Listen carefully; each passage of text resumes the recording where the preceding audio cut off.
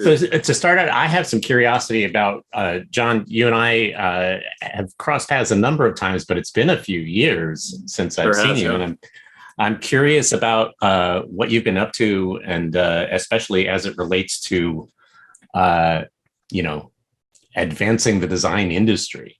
Just a little thing.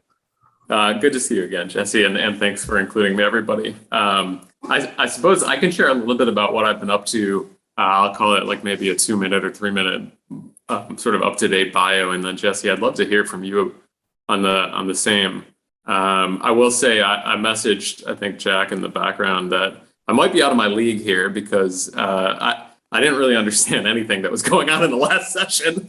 So apologies to the group if what I'm saying is not very interesting, and please just raise your hand because I can go all sorts of directions with this. But my name's John, and I was the co-founder of a studio called Modernist Studio about 5.5 years ago. And we're a design strategy company. I can talk a little bit about what that means. It might be some UX charadery. Or something to that effect, and we could talk through what value it provides. But generally speaking, we help companies figure out what to go make, and then we help them make it. We play primarily with large Fortune 100 companies, and our studio is about 11 people. We were acquired by a company called Guerrilla Logic about, 6 months ago, which is a 700-person nearshore software development company. And the intent of that acquisition was so that when I talk about and we help them build those things, we now have internal capabilities to actually do the and we help them build things part. And I think one of the things, if there is a differentiator between what we do and what similar companies do, and there's a big if there, is that when we talk about futuring, our futuring is grounded in what people want and need, not necessarily and often opposed to what technologists think we should go make or what a business has already rallied around. And there's no magic to this. We find those things out by spending time with people. We think really hard about what they said, and then we tell stories, and our stories are visual. We draw them, sometimes literally Sharpie on a piece of paper. We draw them at a higher level of fidelity so they look right. They look real. We provoke conversations around, is this really a future we want as a company, as a society, as individuals? And then increasingly, we actually go through software development because a great deal of these, almost all of them are product. And we go through those software development cycles, supplementing an in-house Scrum team, helping their developers work, or working with Guerrilla Logic as sort of a parent, so that we're seamless all the way through that visioning process, all the way to the end process.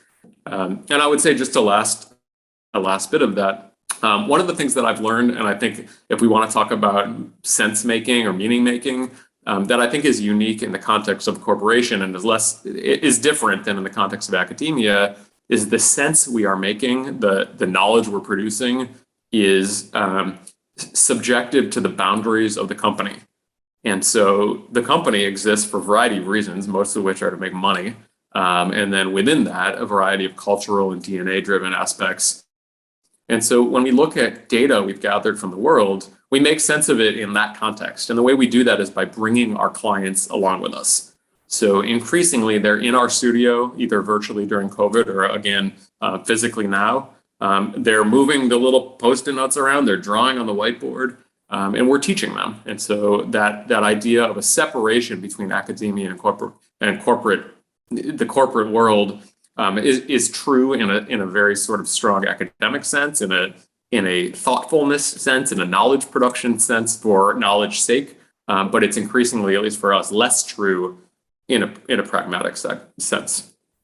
So anyway, there's my top line. Jesse, I'd love to hear something similar about what you're up to and the way you're thinking about the world. Yeah, so I long ago co-founded a design studio called Adaptive Path, which we ran as an independent consultancy, doing work very similar to the work that John's been describing. We never had a huge software partner to back us up, and so we definitely struggled with the this is the theme of the event is materializing experiences, right? And some of those best experiences stayed on the whiteboard, unfortunately, without that support to back us up.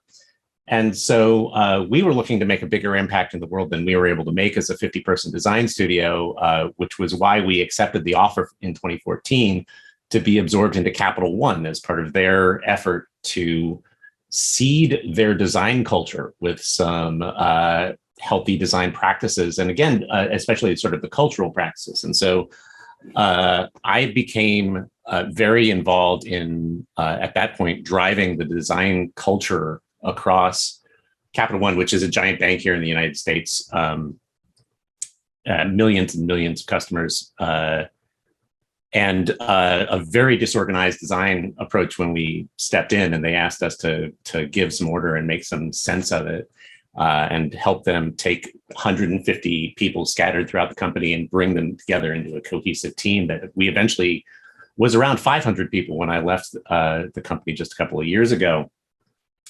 So as I was driving culture work inside Capital One, I was frequently an advisor to these design leaders across these various parts of the organization.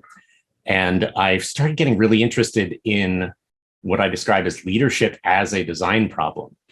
That the approach to your processes, the approach to your culture, the approach to how you engage with your team and how you develop relationships within your team and out with your partners is ultimately going to determine your long-term success, is basically kind of what I found. And so I left Capital One at the end of 2019 and became an independent leadership coach, working one-on-one with design leaders around the world, helping them build healthy cultures and get great design work out into the world.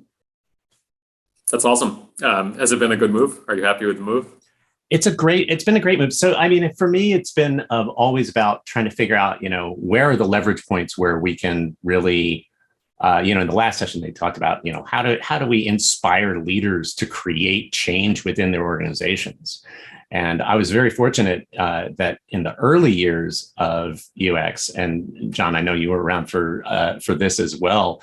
I was fortunate in that there were no preconceptions yet. And so there was a lot of opportunity for us to define what the thing was going to be.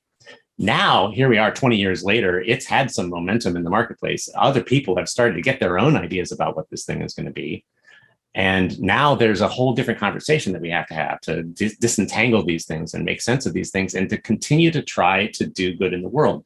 Early on, anybody who was an advocate for design practices within these product organizations was by definition an outsider, in some ways a cultural heretic. They were advocates for change. They needed to be in order to bring design to technology. And then since then, basically design has become the man, has become establishment. And now it has all of the problems and all of the power, corruption, and lies that are associated with being there and being part of the establishment. And so there's I think that for me, I am still looking to find those change makers and working directly with the people who are still motivated to create that change rather than trying to steer an entire organization has been a really rewarding pivot. Yeah, that's awesome. I think part of it sounds like it's teaching, and teaching is always fulfilling, humbling, but fulfilling, because you have to explain what you know in 100 different ways. And if somebody doesn't get it, it's not because they're dumb, it's because you did a bad job. And that's always been interesting to me. I have a perspective, and I'd love to hear sort of your reaction to this, which is, and I don't deal internally with the same things that you're speaking of, but clearly as a consultant and the higher up we go in the pecking order, the more we charge, the more I'm dealing with, I think, the leaders that you're speaking of. I found that I think two things are sort of true. One is that we love being martyrs, designers, particularly design leaders. And then the problem that I see, again, outward looking in, is an issue of craftsmanship and skill. I don't see organizations being any more or less fucked up than they were when I started my career about 25 years ago. I do see that what it means to do what we do has changed dramatically because of need. There's more need for human beings. And I think a consequence of needing more people in any discipline is that the level of craftsmanship and sort of the natural, I don't know what you want to call it, the Darwinistic nature of a herd of people has lowered. And so now, because a company like, I won't single out Capital One, but pick your bank, needs 500 designers because they have so much going on, naturally the quality is going to go down. And what I've found is that when the quality goes down, we get taken less seriously. And I don't really blame anybody for that. So I don't know, does that resonate with you, or am I out in left field with that? Well, yes and no. I mean, yes, I agree with you that that the bar is lower in a lot of respects. I mean, one thing that I think in terms of the culture of the field that has evolved is that early on, when there was nowhere to go to school for it, there was nobody to look to. There were no books had been written yet. No, there was nothing. Anybody that you encountered who was doing this work had pieced together their own education from reading anthropology papers and reading psychology papers and just like kind of cobbling together their own understanding of the field. And so everybody you encountered had a unique sort of take on things. And now you have a lot of people who are coming to the field, not because they are curious autodidacts, but because they want a good paying career in technology and they need a certificate in 24 weeks. And that's a very different sort of a person, as you point out. I will say that technology has done a lot to raise the floor in terms of the practice, that an entry-level designer now is producing, I would say, generally higher quality work than an entry-level designer was 7 years ago or 10 years ago, because they have the support of robust platforms and the best practices that are associated with those things. I will say that I fear there's not enough of the right kind of risk taking. They're willing to take a lot of risks with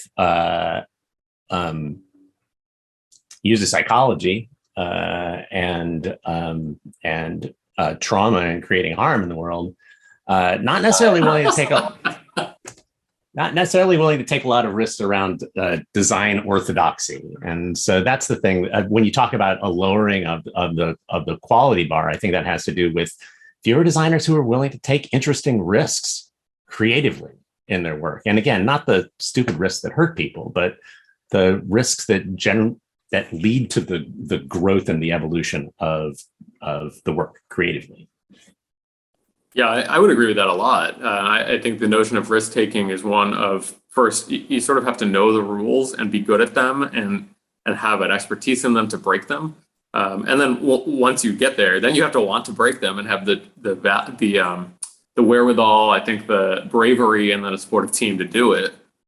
My focus is more on the first part, which is that, like, as I hire, and I'm sure you encountered this, there's just a lot of people that are not very hireable. And I think it's mostly, I think actually I have a couple ways to blame it. You know, we were just sitting around the studio the other day going, I don't actually need any skills to do some pretty basic work. I can go into Figma and I can pull in a plugin library of all the UI components. And then I can go on a Dribble and I can find some crappy UI that kind of looks good at a slanty angle.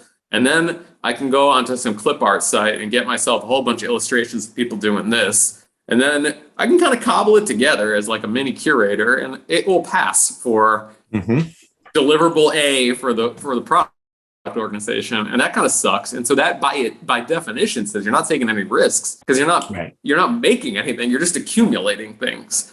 Yeah, well, you're not even really exploring the problem. You know, you're piecing together a patchwork of other people's ideas that you know. Yeah, that's right. That's exactly right. And so, like, maybe you can be a good curator. I suppose that's a skill, and you're really good at going through like stock art to find like the perfect stock photo to creative direct. But you know, that's not to reject pattern languages and things like that. But there really is sort of a lack of a curiosity and passion to go create those things. And, to respond, I think Jack or John posted in the chat, it went by already, like, what are those future-proof skills? I mean, this is a future-proof skill, is like having curiosity and bravery and the skill to go not use a library of crap just because it's been made. Yeah, sure, use them because it makes things faster. But, like, as an example, to know what color theory really is. Like, wow, color theory, that's boring. That's not a UX skill. Yeah, it is. Like, to know what perspective drawing is. Like, wow, we don't do that. Yeah, but if you know that, then when you start looking at a problem, you're thinking about it differently. And to me, those are the basics. I don't think those have changed since, like, Bauhaus level design to some degree. Right. Well, I mean, and again, I think that there's a, like you're saying, I think that what's needed is a willingness to go off-road, to not just stay within the boundaries of whatever the system or the best practices or all the portfolios that you've seen on Dribbble do, but to be willing to do something different. And in order to do that, it means you have to, if you're going to take a car off road, you have to know something about the terrain. You have to know something about the performance of the vehicle. You have to know how to take sensible risks. And you can't do that if you don't have the grounding in the principles like you're talking about. I mean, to use the metaphor, Jess, you got to know how to drive, and like, if you don't know how to drive in the lane like a great driver, you can't. I mean, I don't know. We can take the metaphor all day long, but you can't go. Whatever. You can't go off-roading on a ski slope because it's just a dumb thing to go do. I will say there are different skills that are future-proof, but that have the same principle of you have to know how to drive before you go off-road. And for me, at least two of them are making sense of complex data and telling stories. And this second one increasingly is what I do every day.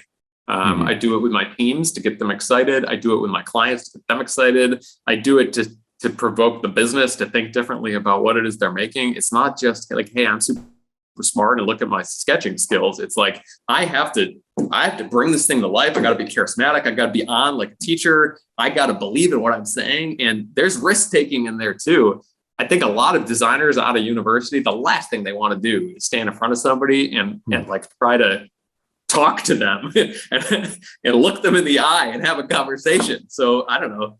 That seems like a skill I would imagine you get all day long, right? Yeah. No, I mean, a well-presented mediocre design will beat a poorly presented great design in practice every time. That's the one that will get implemented. So I absolutely believe in the presentation and the storytelling skills. I mean, my poor junior designers at Adaptive Path, I made it a requirement on my project teams that everybody presented their own work. So if you were the one who did that little tiny corner of the UI, you were the one who got to stand up in front of the board of directors and talk them through it. And it was good. I mean, I feel like it was, for them, it was terrifying, I'm sure. But I felt like it was necessary for the client to realize that not all of this came out of my brain, but in fact, it was a collaborative effort. And I wonder about also the collaborative nature of design practice and the way that it just essentially runs counter to most business practices. Most business practices do not look like the practices that we need in order to be successful. And so for design leaders, what that ends up being is this constant battle to, it's kind of like you're creating, I'm hoping it would be something a little more sturdy than an eggshell, but basically you're trying to create an eggshell around this environment to nurture the growth of something new and to protect it. And it can be very difficult when you've got sort of other people's ideas about what constitutes good decision-making practice sort of being blasted at you from the business side or from the engineering side.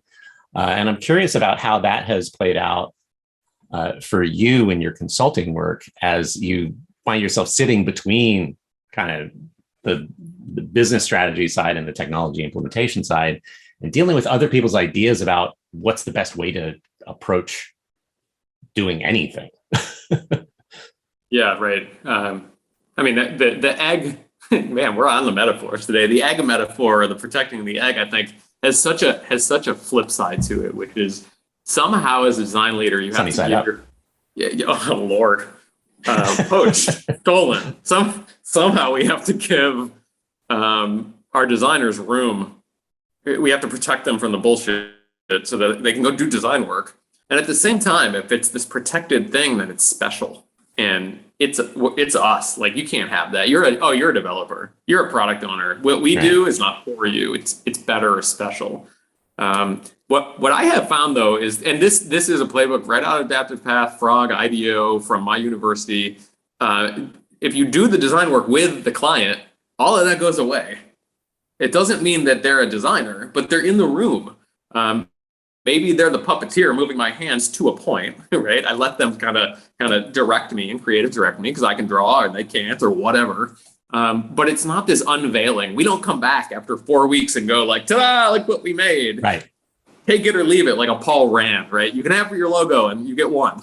Instead, they're in the room. They see the mess. They see the bullshit. They see us changing directions. They see us yelling at each other. We don't do a lot of that, but they see us making off-color jokes. Like, they're in the mess.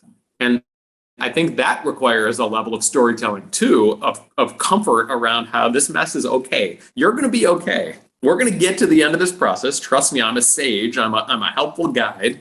And I trust myself enough and my team that I'm going to show you. I'm going to show you how the egg is split, fried, and served with a side order of bacon. Yeah, Cool. yeah, I completely agree. I think it's so valuable to show the mess. One piece of advice that I always give to people when they ask me about putting their portfolios together as designers is show me the dead ends. Show me the ideas that didn't work, because that'll help me understand how you think about problems. And that is going to give me confidence in your ability to deliver something far above and beyond a bunch of shiny portfolio pieces. 100% agree with that. 100% agree with that. Yeah, I mean, nothing ever goes how you intended, because that's the nature of a complex problem. So, like, show me the 30 things you tried. Show me how beautifully crafted they were and thoughtful, and how you went through them all. And then your hopes and dreams were shattered, and you rolled with it, and you were cool with it, because it was throwaway. You know, I tell you what, the longer you do this job, I think the longer you do any job, you stop doing the methods and you just do the job. It's like, if you're an accountant, you don't do the accounting methods, you just are an accountant. And I think when you get so fast at being a designer, sure, I spent a bunch of time on this, you didn't like it, whatever, I'll do something else, because it just comes naturally. I can go do it. That takes a ton of practice, and it takes a ton of like chutzpah for a 18 or whatever, 21-year-old to go, yeah, here's my idea. Not good, cool, it's gone. Right. Right. Yeah. Maybe it's fake pride, but yeah, I mean, the emotional resilience, right, to be able to 100% see your favorite ideas get trashed. In my case, over and over again in my career, but that's fine. That's everybody. That's everybody's career, right? Yeah. That's the game. I think a part of that though is that trashing the idea is not subjective, and I think that's a skill that comes through. That's a thing that can be managed through storytelling for us, which is that there are good and bad ideas, and it's not my idea was killed. I'm going to really try to help you, clients, give you frameworks in order to assess the ideas, so you see why you hired me. You see why I am an expert designer. You're an expert at whatever you do, but you hired me and are giving me a lot of money for a reason. Right. So I'm going to give you frameworks for when you critique my ideas, so that you don't just trash them because you don't like the color. So that we have a thoughtful conversation, and then I can go like, all right, that was gone. Cool. I think the challenge with that, I completely agree with you. I think it's necessary to educate clients about, how to take in the work, how to understand the work, how to think about the work. The thing that I've seen happen sometimes with that is that power, again, starts to corrupt the frameworks. It starts to corrupt our understanding, or the values of the project. And I've seen the the sort of the guiding principles of a piece of work get rewritten midstream by the most powerful person in the room. And so I wonder about, how do you deal with power? How do you deal with power dynamics in these situations where you're inviting people in to co-create with you? I mean, for me, that's all about trust. And the only way you get trust, I think, is by being around someone an awful lot of time and getting to know them, seeing their flaws, being able to talk about your own flaws. Like, how do you gain trust in a marriage? Well, I've been married for 20 something years, and it wasn't like the easiest thing in the world. You gain it slowly, and then you kind of lose it, and you gain it, and you lose it. So, one way to do that is by having a client for an awful long time. That's sort of cat chasing its tail, because how do you get the client for an awful long time? But I would say you build trust, at least again for us, by bringing them in the process and seeing it's not magic. That this isn't, you didn't hire some magician who gives you a take it or leave it. Their boss wasn't there though, right? Like maybe they were in the room, but their boss wasn't. And for me, that's the challenge where I think what you're describing happens all the time of like, hey, you guys changed the rules midstream. Well, we didn't. Our boss's boss did. Right. For us, that comes down to storytelling again. And I just beat the same drum around storytelling. It has to be, for us, storytelling has to be visual, and it has to be hand-offable, if that makes sense, to somebody who didn't make it, who didn't write it, who didn't draw it, which means they got to own it. And I've used the word sage once. That is when we do like, what's the mission vision of our company kind of thing, we always come back to the word sage, because a sage knows things, they're smart, they've been around the block, but they're willing to let you go on your own. And at some point, we get the benefit of saying, I'm a consultant. I go home to my consultancy and, hey, bank, you guys got to keep running your bank.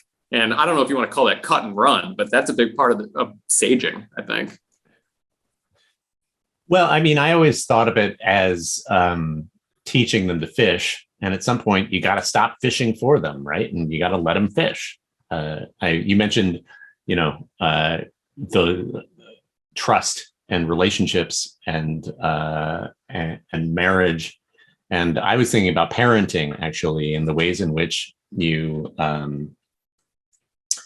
the question of how much control do you give to the client from moment to moment throughout the process looks very, very similar to the question of how much freedom do you give a child from moment to moment. And it's all about like, well, how much do you trust their judgment right now? What kind of pressures are they under psychologically? What do they know? What do they not know? What can they understand? And what kind of guidance do they need? And so I feel like I'm sort of infantilizing a bunch of executives here a little bit, but that really is kind of the parallel as I see it. It seems right. I'll take it. I mean, we talk about a kindergarten all the time. Like, is it our studio or is it the clients? I'm not really sure, but I think that's a great allusion or metaphor, and that they're growing, but so are you. And at some point, you got to say, all right, like you got to get on the bike, you got to fall off, and you got to break your arm, and like you didn't die. Probably the chances were pretty good you're not going to die, and we moved on with life. I'll go back to the "and we moved on with life" part, though, when I'm thinking about the folks in school here coming out of a master's degree or an academic environment, which is, I have seen this weird phenomenon happen. It's not that weird when you stop and think critically about it, which is like, I'm a student, I'm getting good at this thing, and I make a thing, and I'm so proud of it. And then somebody comes along and shits on it, and they either shit on it nicely, like at a formal critique, and we kind of do a shit sandwich, and I'm like, well, you could improve that. Or they come outright and say like, that sucks. And they take it personally. And it makes sense that they take it personally because they made it. And it was so friggin' hard to make because their skills are so rudimentary and it takes so long that you dig in and you say, I'm going to fight for this thing I made, even if in my heart, I know it's not the best answer. I know it's not very good. The criticism is right. So something that happens as you progress through any career is you get faster. And so in addition to gaining this trust and trying things and taking risks, you're also increasing the speed of which it takes to make something and the speed of which it takes for you to judge, is this a good thing or not? And somebody wrote kill your babies or kill your darlings or something like that in the chat. You get really good at that because it didn't take you very long to make them in the first place. I don't know where we take that with the kid metaphor, like maybe it's really easy to make a baby and it's really hard to raise them, but one way or the other, you get really good at moving on. I have a question for you based on your UX article that was mentioned at the beginning, which is, I guess, who's at fault and what would you change about what you talked about there, given the conversation we just had around designers wanting to be a protected egg, but needing to play with the organization, not having a lot of skills when they get out of school, but needing to build those skills, taking risks and so on. I don't know, where did you land with that? I think the article somewhat implicitly and in places more explicitly places if there is blame to be placed here for the current state of things, which is, and by current state, I mean, I was mostly talking about how the sort of the move toward greater and greater power and influence for UX design seemed to have sort of plateaued in recent years. And there were a lot of leaders expressing to me their frustration with that. And that's what I was trying to capture in the piece. And I think that sort of that plateau is, to a significant extent, comes back to, as you were alluding to, our storytelling.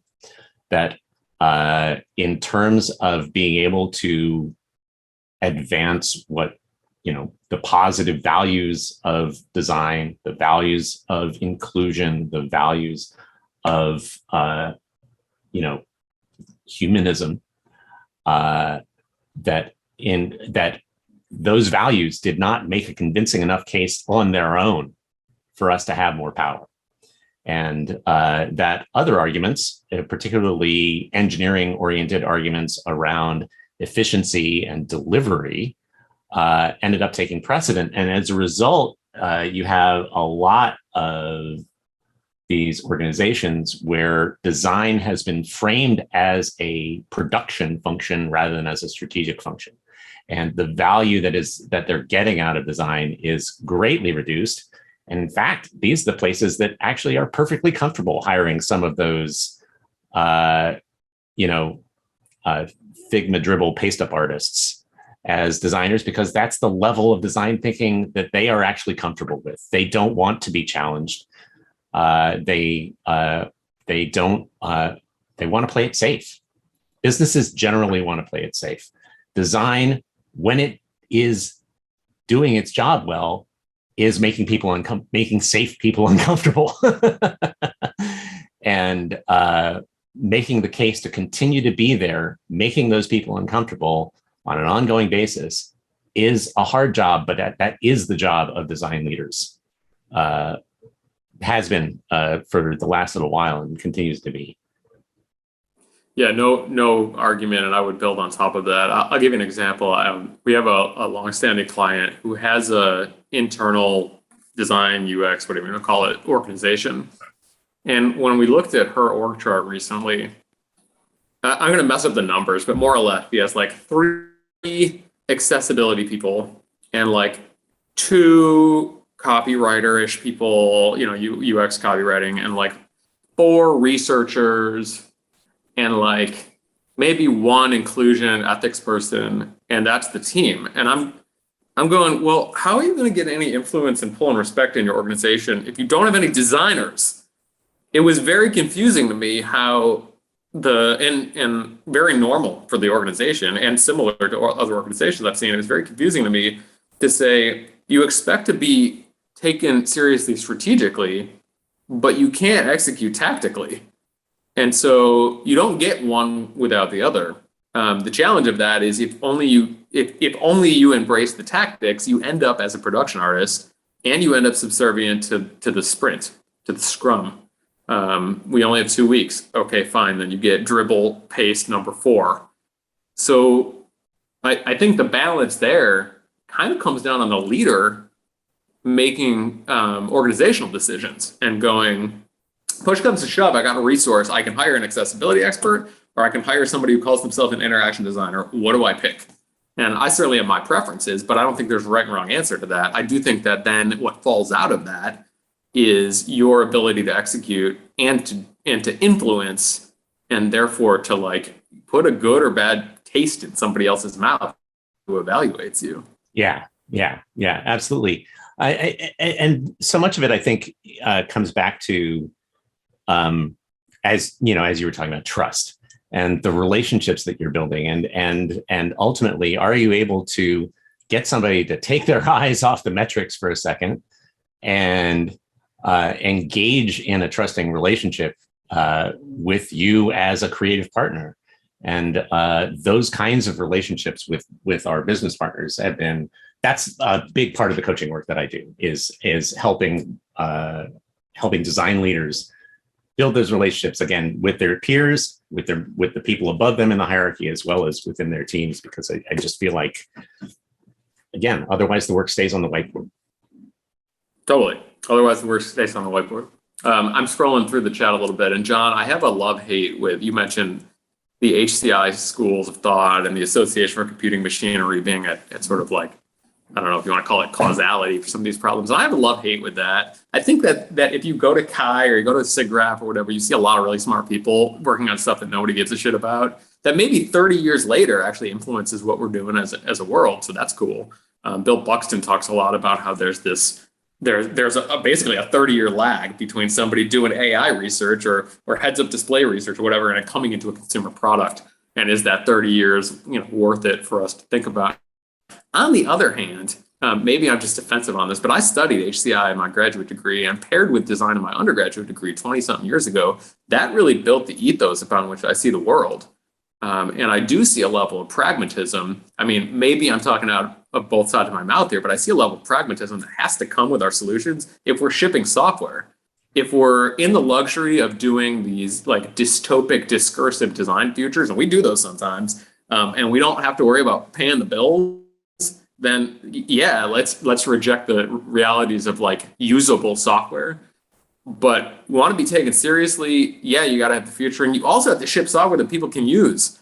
And often you hear stuff like, well, X company's software sucks and I'm not going to use it. And increasingly that carries some weight. That really is the fundamentals of like, do I understand how cognition works? And do I understand how a model human processor and how many milliseconds it takes to click a mouse? And if I put the buttons here and there, it's easier, like it's boring shit, but you got to know that too. Yeah, absolutely. I mean, I think that it comes back to some of these interesting things about, where are the boundaries of the craft, really? Because depending on the nature of your work and where it takes you, individual designers end up having very different sort of flavors of where they go deep and what they develop a lot of expertise and knowledge and just to your point, skill and speed with. And I've seen very talented designers who were deeply knowledgeable in some areas, but you took them out of their comfort zone just a little bit and they would freeze up because they didn't have, to your point, that adaptability, that flexibility to bend with the work and to be with whatever the work requires. And to be with the, I don't know what to do right now. Yeah, that's right. And it's unfortunate when when the skill set that outside of that causes you to freeze up is a software skill set. I'm an expert in Figma, and that is my safe space.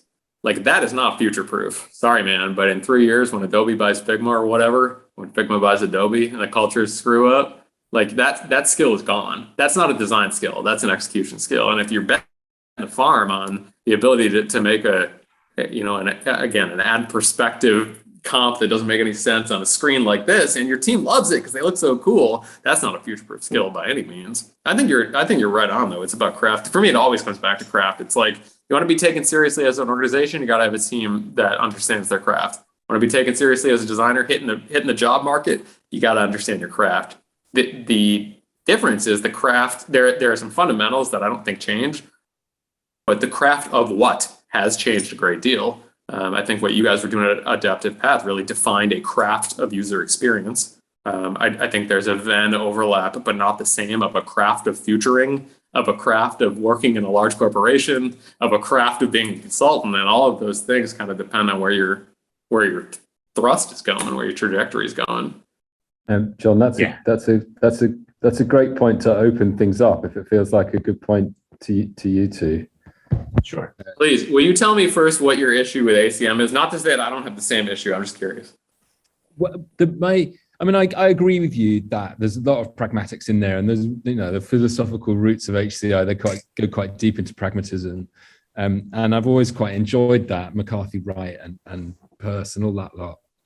But there's just so much that I see in there that is about propagating what I call the sort of efficiency or productionist paradigm. That's all. Totally. I mean, of course, it has its benefits, and there's many great people in it. Some of the drawbacks, I think, especially in design, and especially if we want to do what I hear you guys calling for, which we do a lot on the course, is just encouraging risk taking. And Al and I have a great sort of double act slogan, which is make it real, first of all. So we're not in diagrams and 100% models of stuff. We're in real stuff, like banana skins and rice paper money is what the students have been working on today. And so make it real and just make it weird. Let's start with that.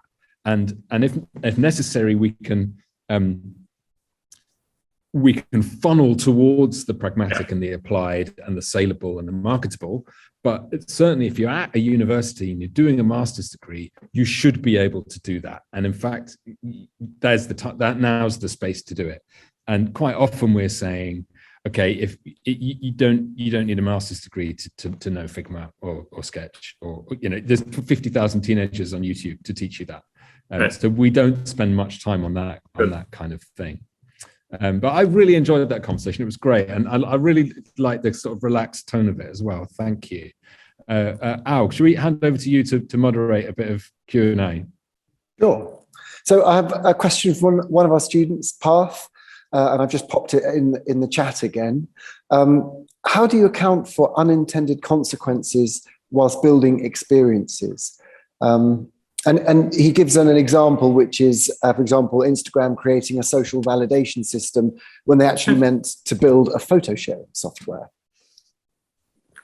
Well, I'll give my perspective on this, Jesse. I'm sure you have a strong opinion on this, but I don't think they intended to build a photo share. I think the founder intended to build a photo share, and I think the minute Facebook acquired it, they intended to build an ad platform. I don't think they intended to build something to overthrow the United States government, but nevertheless, they got that. I don't know. I mean, I used to think when I put my academic hat on this a lot about it. When I'm putting my corporate hat on it, I mean, this sounds shitty, but I want to make as much money as possible and help my clients do the same thing.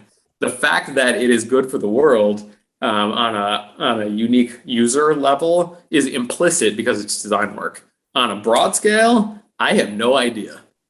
No idea what happens to my creations, my team's creations, the company's creations when they get out in the world. Shame on me, but I have no idea. Jesse, I don't know. What do you think? I think that the question is a good one because there are no good practices right now. We have ways of looking at what we create at the scale of an individual.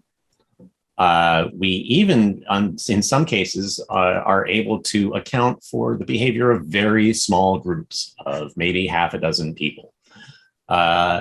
You start to get into larger scale behaviors than that, and you are talking about complex emergent systems, which of necessity, there are lots of sort of interlocking forces that create those dynamics, and all the different levers that you can pull on. One thing that's really interesting to me is if you look at our neighbors in the realm of video game design, they've been operating massive, large-scale social platforms for years and years. World of Warcraft, more than a decade old now.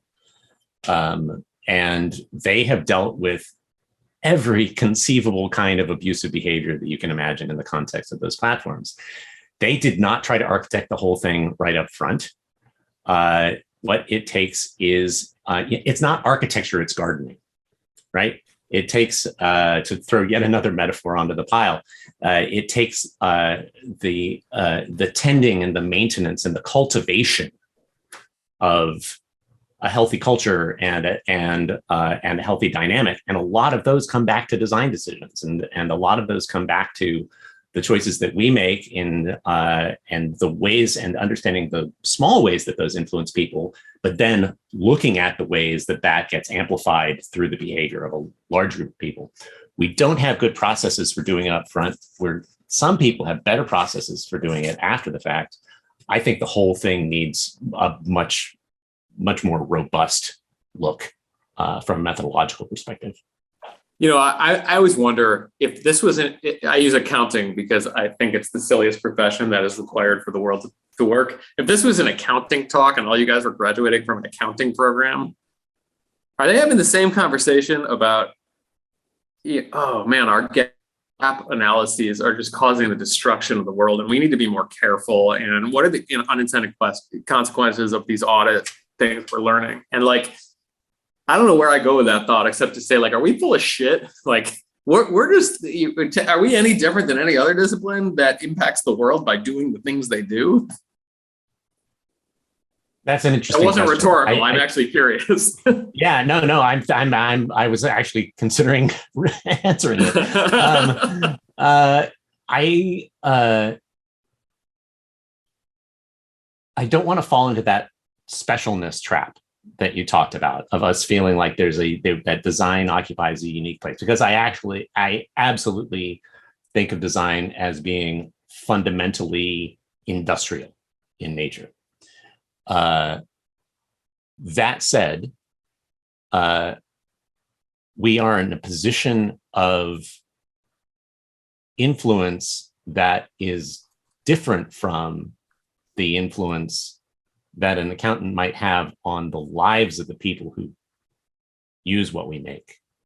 I would say that we had a designer has disproportionate influence relative to an engineer in the lives of the people who use what they make. And so for that reason, I would say a product manager has a similar level of responsibility, right? But for that reason, I think that there are a few people who have their hands on more of the levers than other people do in the process. And I think the designers are among them. Yeah, I think that's the right way of saying it. A very good way of thinking about it. Like, who has their hands on the levers here? Like, I really don't like the ivory towerness of our profession. I think I made a mistake of, like, at least for the beginning of my idealistic career, trumpeting that pretty loudly. But I think we are, in many respects, like many of the other people. It's the triad, right? It's product management, engineering, and design that I think are leading the vast majority of product work, not surprisingly. And if you go like chief engineering officer, chief design officer, chief product officer, those people are by and large driving most of the software we use. Those three people, literally the three human beings. Yeah. Whether their choices are then to defer it to their teams or to be heavy-handed or whatever. I do go back to, like, what's the responsibility once it lives in the world? I think just by implicitly buying the fact that this shit is in a capitalistic context, you kind of lose the ability to have a lot of conversation around that. Try as what we might around it. Like, to your point, it's an industrial activity.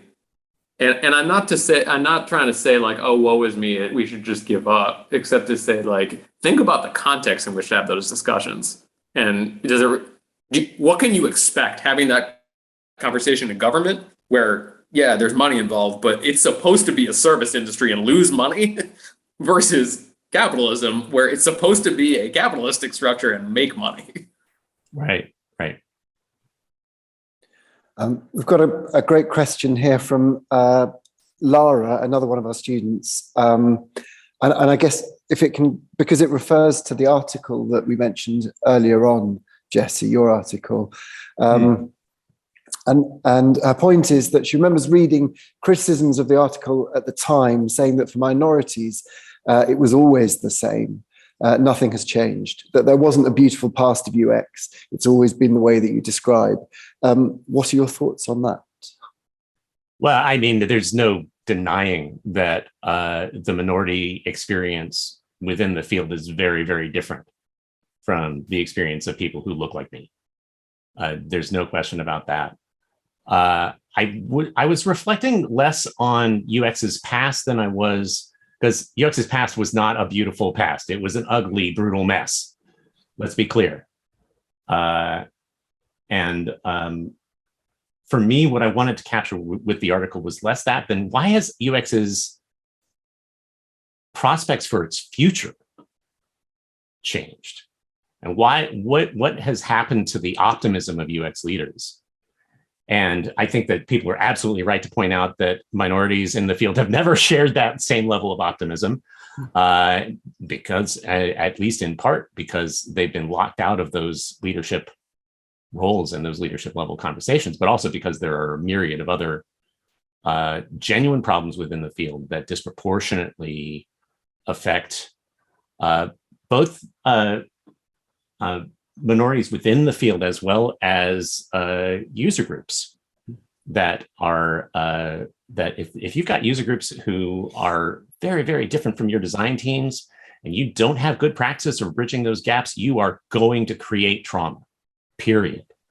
And that is something that we are all still coming to reckon with. And although it was not the focus of the article that I wrote, I do believe that all of these issues are very, very important and very much a focus of my work with leaders now.